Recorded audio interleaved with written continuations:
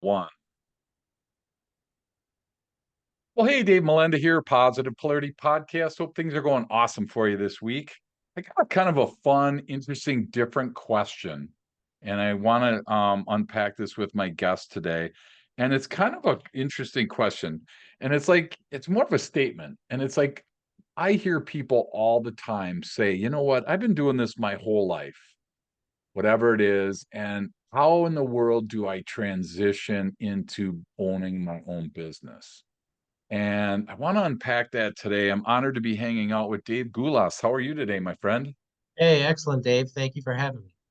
Absolutely. So you're president and co-founder of a cool company. We're going to kind of unpack. The name is EZDC3PL. It sounds like one of those pieces that should be on Star Wars. So what is EZDC3PL? What do you got going on over there? So we are a 3PL, a third-party logistics company, and we cater to emerging e-commerce brands. So brands that are selling on Shopify or through a variety of other channels, mainly doing direct to consumer. Okay. And the way it came about too is myself and the team here, we've all been in the pharmaceutical industry for the past 20 plus years. And in the niche that we were in, in the secondary market, dealing with small business owners, independent pharmacies, it requires a very high level of customer service to even Okay. just survive. So Sure. you're dealing with medication that has to get places overnight urgently. You're up against big companies. Things are going wrong continually, and it's a lot of product coming and going, and a lot of logistics involved in that.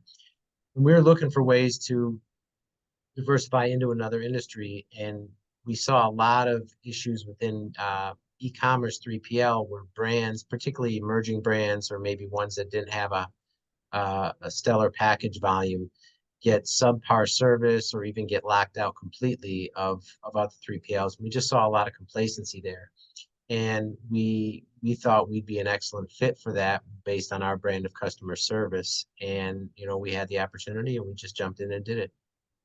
So, who, Dave, in the world was the impetus behind this? Because I could just envision three or four guys that are in pharmaceutical sales hanging out at a bar on a Friday, and all of a sudden the harebrained idea comes up. But we should start our own business, right? I mean, that's how a lot of this starts in a lot of ways. And I say that facetiously because I love the fact that you went from corporate America to being an entrepreneur. There's a ton of people listening right now that that's where they're at. They may have this desire. They may, secretly want to do this. They may be partially along that way. Was it a long transition for you to go from that pharmaceutical sales? I'll call it a comfortable living.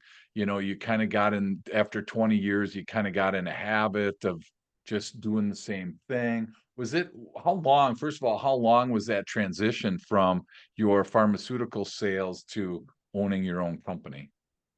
It was pretty quick because I was at an executive level with an existing company, and that company went under. Okay. So, yeah, I found myself needing to do something, and I partnered up with another industry friend, and we had this idea, and we just went for it. Um, So like so months, weeks, how long, what did that look like for you?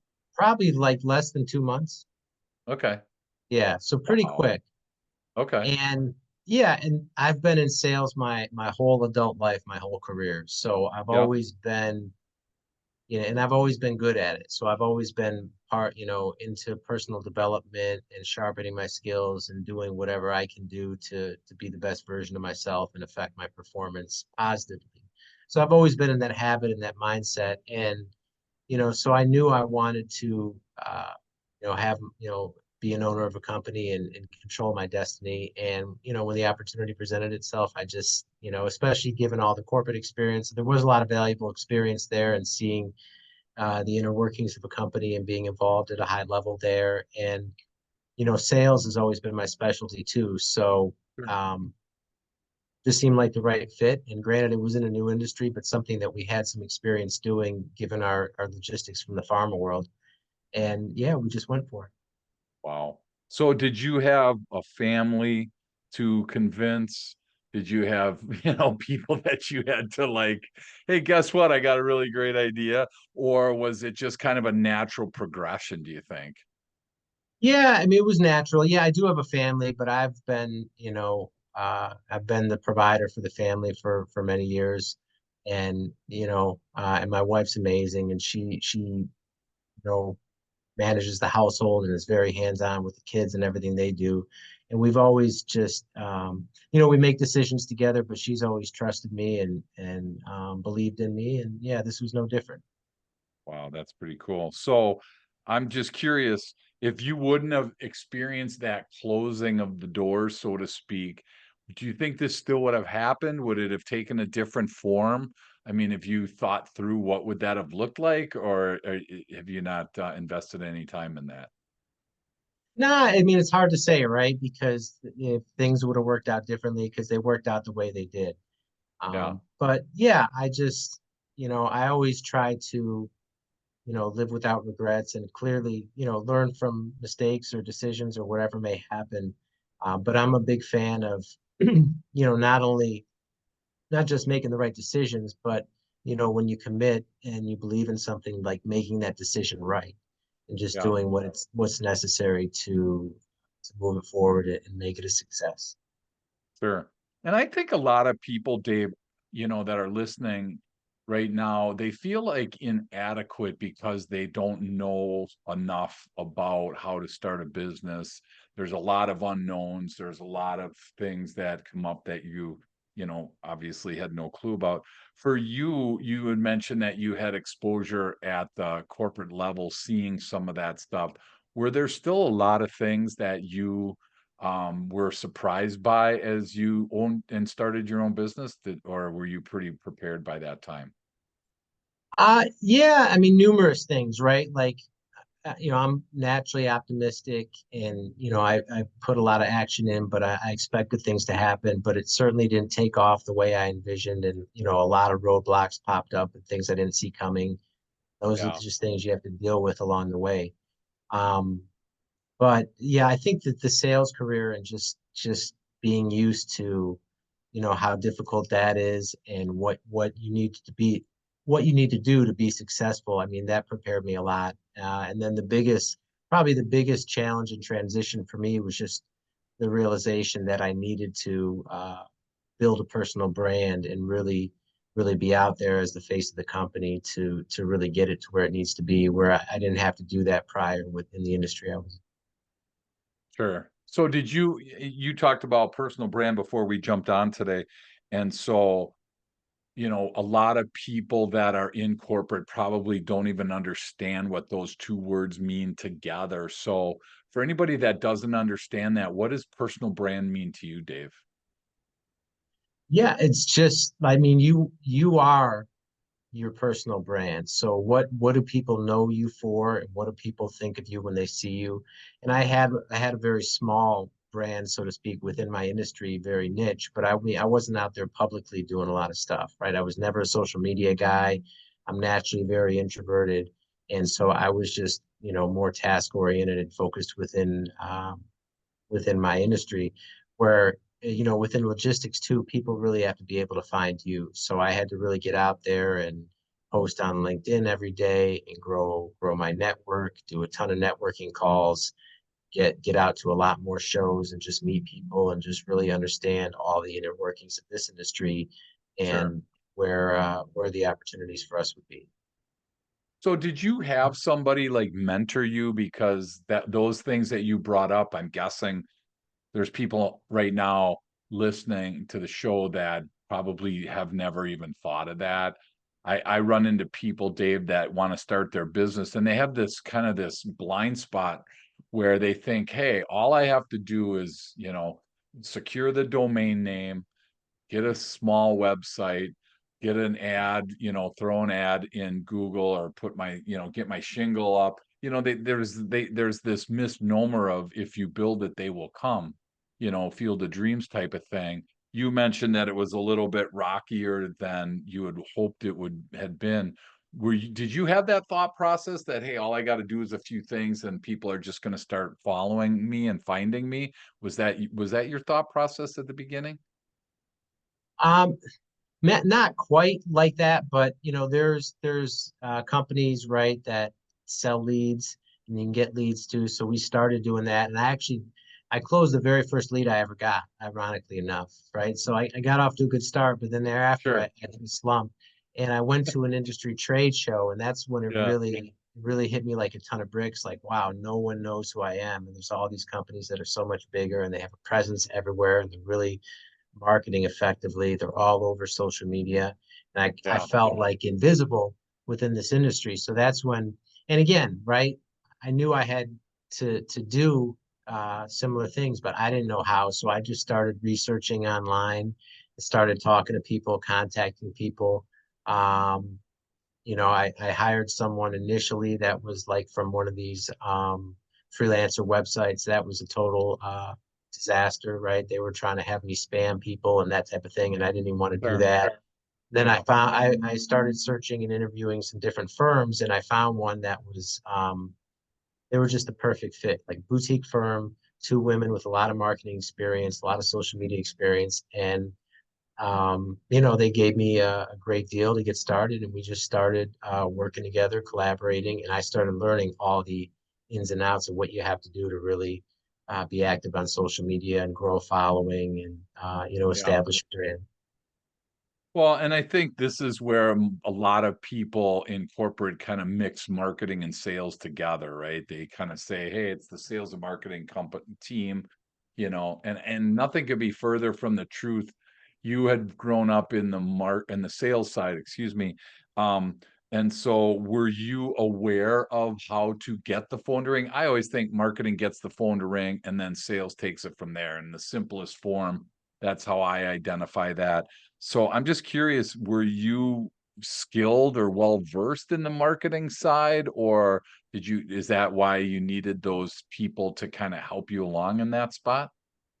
I mean, a very, very niche within marketing. So it was this type of stuff that we used to do, which didn't really translate over to this industry. So we used to do a lot of fax marketing or a lot of email marketing within a certain network, and really didn't apply to this. So I just didn't know anything about social media, really. Yeah, That was my big blind spot. So I just needed sure. to, and again, right, I'm a lifelong learner. I'm open to new challenges. So once I started collaborating with people that had expertise, I started picking stuff up, and then I would have Yeah, ideas. And how about this? Why don't we do this? And I would be willing to try things.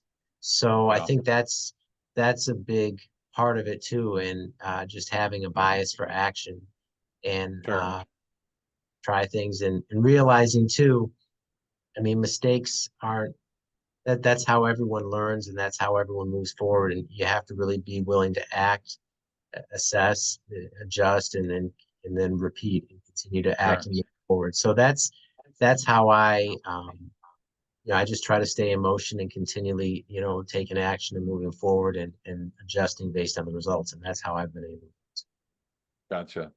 And I think there's for people listening that haven't gone down this journey yet, I don't think we always say there's no right or wrong way to do this because, like Dave said, he liked to learn something and then figure it out. Now, me, I'm different. I would much rather just stay in my personal lane and download it to other people. And again, neither one's right or wrong. But I'm guessing if you're listening and funds are short, that's probably you're kind of forced into doing a lot of that stuff yourself. I'm thinking, are there things that you're doing now that you wish you could download or have downloaded? How did that work for you? Things that like in terms of strategies and Hmm. different things. Yeah, well, the podcast, we didn't really get into that either yet, Yeah, but I mean that was a pivotal moment where, social media was starting to improve. We're getting leads, closing some deals, but still not where we wanted to be. And I just had the idea one day, and it came out of I would network so much and go to different shows and meet a lot of people. And on this journey, I would talk to so many other entrepreneurs or startup founders and just hear their story and hear the same challenges that they're going through. And I really realized that no one's got it all figured out, and everyone's got their own challenges, struggle, Sure. and just Yep. hearing some of the things that people went through and how they overcame it and what their journey was like was really inspiring to me, and it helped me. I learned a lot. And then I just had the idea one day, it's like, wow, if I could turn this into a podcast and have it like a public conversation, then other people, the audience could benefit, the guests would benefit, I would benefit, and it could truly be a win-win. And again, I never ever thought I would start a podcast till I had that idea one day. And then I asked my team, what Yeah. do you think? And they said, yeah, that's great. And you could do it like real easily. You can record over Zoom.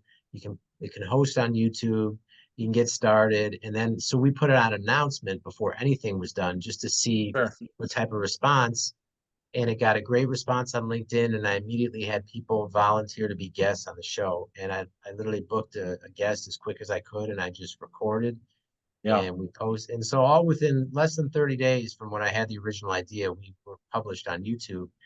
And that's one thing I've been able to do well and lean into, is just being consistent. So from there, I just would continue to book more guests, record more interviews, and keep Sure. posting. And Wow. yeah, That's crazy. That's awesome. Well, and I think it's funny because so again, think of the average 20-year veteran in the pharmaceutical sales, or 20-year vet in any sales for that matter, right? I mean, we're good. I'm a sales guy just like you. I was born and raised in it. That's what I do to this day. That's what I enjoy doing. But yet you start thinking about all these other pieces to build that personal brand, like you said. Just because you're a good sales guy in a niche doesn't necessarily mean that the whole world knows who you are. And so in this case, in a short amount of time, you start your own company. In a short amount of time, you're involved in the Beyond Fulfillment podcast. So, there's all these pieces that are coming together. Um, were they planned for you? I mean, a lot of times people have a business plan, and this is again another reason why I see a lot of people hesitate to go into business for themselves, is because they can't really predict the future.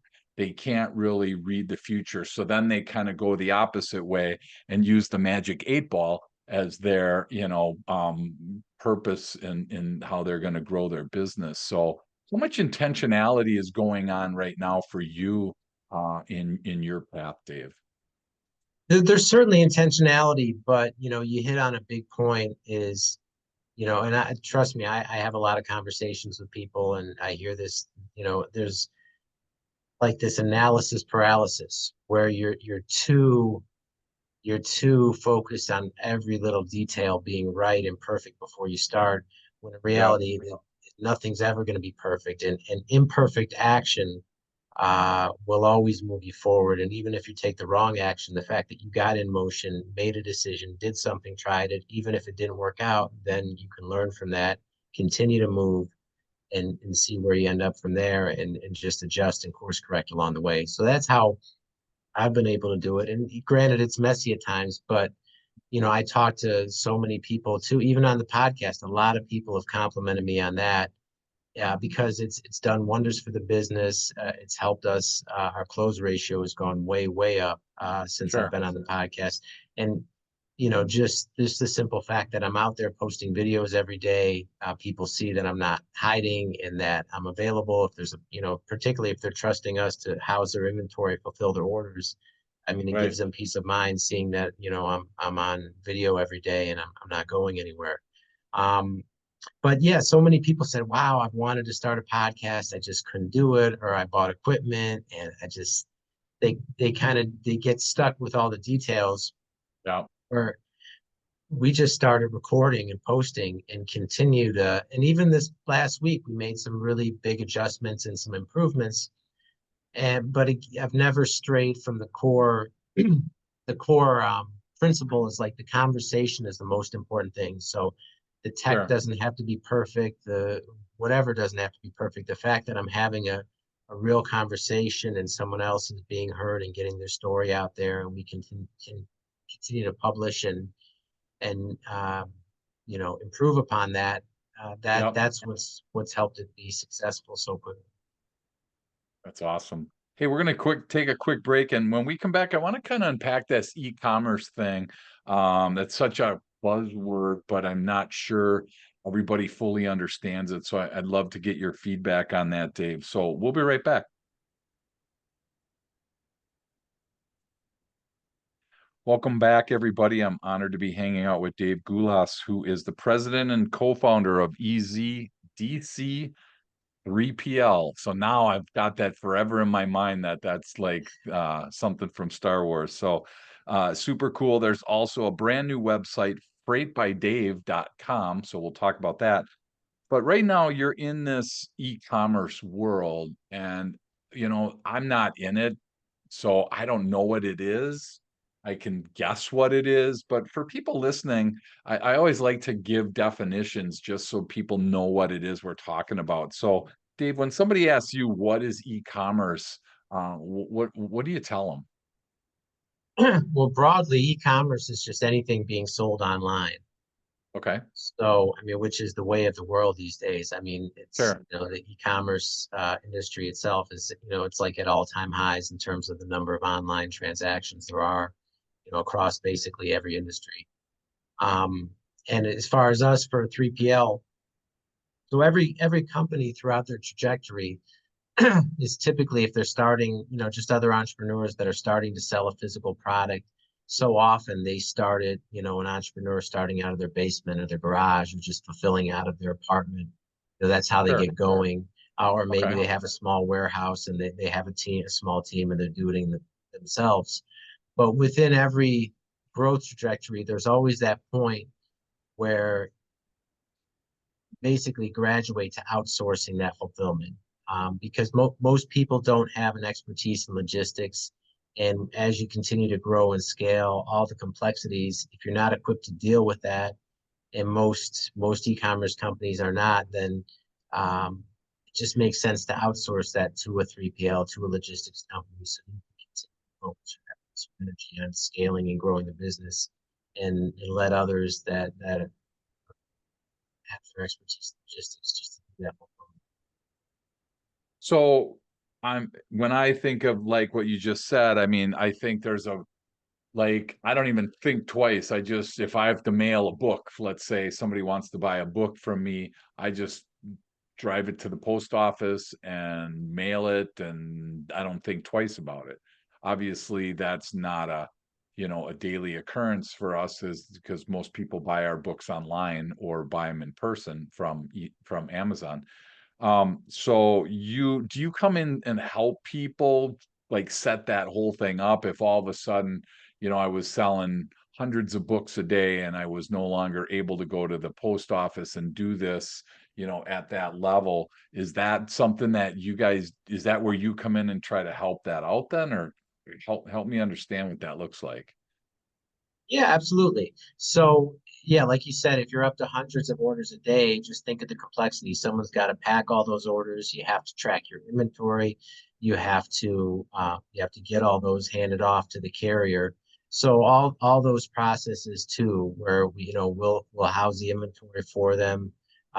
We have a WMS, a warehouse management system software, where they can log in and they see real-time access to all their inventory, all their open orders, all their shipped orders, one-click tracking. So you have to manage the inventory.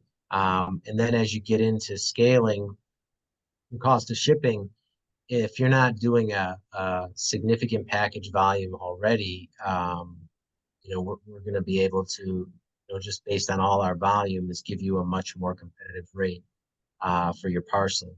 Then our software will even rate shop numerous carriers to give you the best cost option depending on how quick it needs to get. So just having access to that, and again, just the labor aspect of it as well. If people are doing it in-house, it costs money to maintain a warehouse, whether you Sure. own it or you're leasing it. The labor component, not only paying for it, but managing it, dealing with the issues that come up, your burden with benefits and all that type of thing. So there's just all these things to think about. And oftentimes when you look at the cost, it's a much better decision for a company to outsource that to a 3PL, so they can just focus their efforts on customer acquisition and other aspects of the business versus as they grow, continuing to deal with the complexities of Hmm. So, what are some of the trends that you're seeing in e-commerce right now? Is there things that are new and emerging that we need to be watching for? um well, so we're right now we're in June, so we're in full summer swing.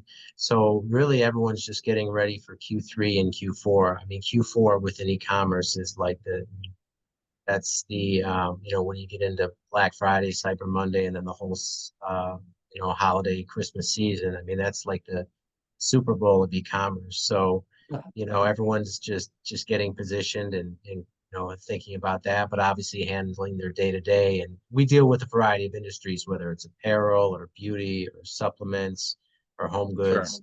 And they all have different spikes. Um, the container rates are very high for people importing goods for overseas right now.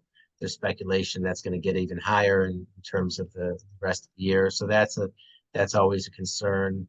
Um, and then we have a location in Baltimore, second location in Baltimore. Our headquarters is in Kentucky. So bridge went down there, about a month and a half ago or so. So that's been rerouting.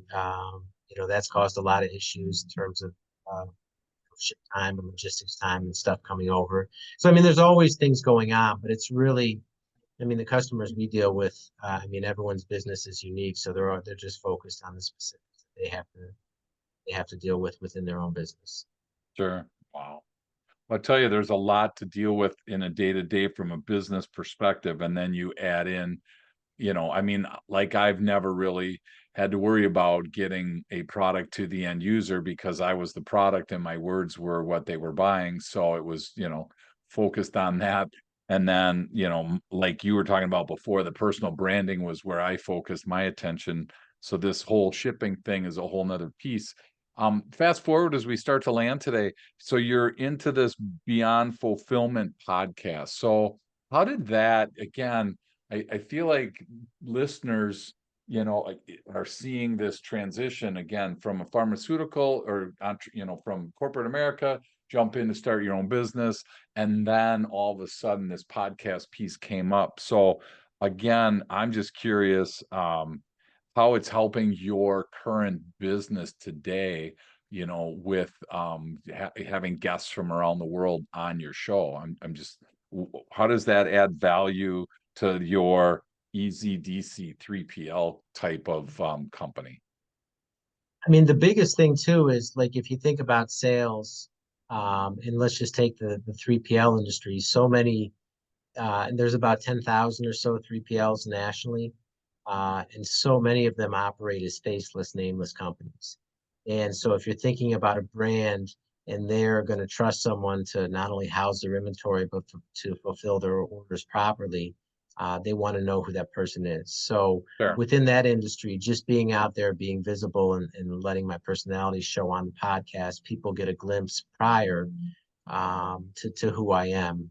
And it's turned into business. It's turned into referrals, or people told me they found me on YouTube. If you think about why someone's going to buy from you, it's they like you, they trust you, and they understand how your product or service is going to benefit them. So you're almost Sure. establishing that like and trust at a macro level beforehand, which just makes the transition, just makes the whole process easier when people already can get a sense of who you are from your content, from your podcast, from whatever else you're doing online. So that's what's been so good for me. And then as far as the podcast itself, when I would hear these stories and even some of the ones that have been told on the show, I mean, it's just you would have no idea, right? And rarely are you going to find a really successful person that hasn't had challenges or hasn't had a big obstacle to overcome. Sure. Yep. So, again, if of course we hear the really, really big celebrities and those type of things. There's so many business owners out there that have their own story, and this is just Yep. another outlet for the people to tell their story and to get it out to others to really say, wow, if he could do it or she could do it, then I can do it. Or Sure. hearing that and say, wow, I went through the same thing. Maybe I could try this and that type of thing. So it's been a lot of fun and it's taught me a lot and it's helped the guests as well. That's always the best feeling when they say, wow, thank you so much. That I really enjoyed telling my story or it got them some business or whatever the case may be. Sure. Yeah, no, that's awesome. And I just was on your show a couple weeks ago and had a great time.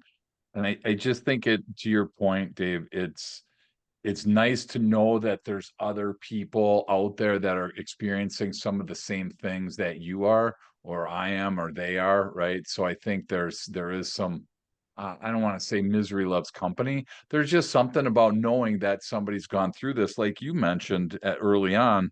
You know, personal branding was not as high on your list when you were in corporate America that it was now that you're on your own. And so, how do you catch up? How do you do that? Podcasting is one great way to do it. Um, and so I think that that's a cool thought to really, as a business owner, say, hey, how do I want to grow my business? How do I want to grow my brand? How do I want to, get that message out there? So are there any other excuse me, any other methods or any other things that you've noticed that have helped get your brand out to the masses? Yeah, I mean, it's just I think staying true to kind of who we are, where we've always, the term will sound a little cliche, but we've always tried to be customer centric. That's how we were in the pharma business, and then clearly in this business too. And we've had, plenty of opportunities to really show that because even the logistics, and even if you plan everything perfectly, things are going to go wrong, and you're going to have a lot of challenges. So we've had to deal with things not going right. And even if the customer has a challenge, and I think the bigger thing too is just always doing whatever we can to make the situation right, regardless of what happens. So sometimes too, I've been on phone with a customer that had issues 9 o'clock at night or on a Sunday afternoon, and just always letting them know that, that we do stand behind what we promise. And even if someone makes a mistake or things don't go right, we're going to do whatever we can to fix it. And not really trying to use that to set us apart from so much of the complacency that we see out there in the market, and let people know that Sure. if they trust us with their business, we're going to do everything we can to give them the best possible experience. Yeah, that's awesome. Cool. One last question, Dave, and I'm going to let you go. What would your tip of the day be for people listening? Maybe it's something that you covered, maybe it's something that you haven't covered, but what would your tip of the day be? And let's focus. I'm going to focus on people that are that are thinking about starting their own business. What would you say to them listening right now? What would be one thing for them? I would say, and I wrote an article. It's on my website, davegulas.com, but it's about harnessing the power of momentum. So often you get an impulse or you get an idea or you get an urge to do something, whether it's starting your own business or whatever it may be. And you have this vision and this, something's nudging you towards it. And, there's so much power in taking, even if it's one small step in doing something. Then once you do that, doing another thing and Yeah, just establishing momentum. And too often people will just get, like we talked about earlier, analysis paralysis, or they'll just think of why it won't work or why they shouldn't do it. And before you know it, if they wait too long, that motivation or that impulse fades and then nothing ever gets done. So I sure. would, when you have these ambitions, these urges, these desires to do something, I would just take some kind of action and get in motion with it and continue that. And you'll be amazed. I mean, that's been what I've done. And even with the podcast too, I just took small steps in the beginning, and we've established a lot of momentum, and really excited about where it's at and where it's going. But again, right, that all started with just a desire and an urge, and taking action right away. And I would say that that's what I would encourage people. That's great. And I think to your point, it's way easier to keep a train going than to start it from, in a completely stopped position. So that first step, that first thing is probably the hardest to get that momentum started. So thank you. Thanks for sharing that, Dave. If people want to learn more about you, if they want to connect with you, maybe they have some e-commerce questions, maybe they have a question specifically to your career, maybe a personal branding question, something that we talked about today, what would be the best way for people to connect with you? Yeah, you can always connect with me on LinkedIn, shoot me a message there. That's always an easy way. I mean, there's several, there's Easy DC 3PL. You mentioned Freight by Dave. That's where if people need to move freight, whether it's a truckload, less than truckload, or different modes. Yeah, I partnered with a great company, SPI Logistics. So we can help them with that. There's the Beyond Fulfillment podcast, but all that stuff is linked to my personal website, davegulas.com. So that's the best place to go to see links to everything. That's awesome. And it's Gulas. So it's Dave, Gulas.com. Yep. So thanks, Dave, for hanging out. Thanks for sharing your story. Do you miss pharmaceutical sales? I forgot to ask you that. I'm so wrapped up in what I'm doing. Nah, I mean, I just love sales in general, and Yeah. I really enjoy what I'm doing today. So yeah, uh, Cool. Well, that's where that's I'm good. at. That's always the testament of a good company is when, I ask people, do you want to go back? And they're like, absolutely not, no interest, right? I couldn't imagine. Why didn't I do this sooner? I hear that a lot as well. So thank you. Congrats on your success. Congrats on your new website, freightbydave.com. Congrats on Beyond Fulfillment podcast. I think you just surpassed the 50 mark of episodes. So congratulations on that. That's pretty cool. So keep that consistency going. And again, thank you for everything you're doing, and can't wait to keep watching from afar, my friend. All right. Thank you, Dave. I really appreciate the opportunity to be here. Thank you.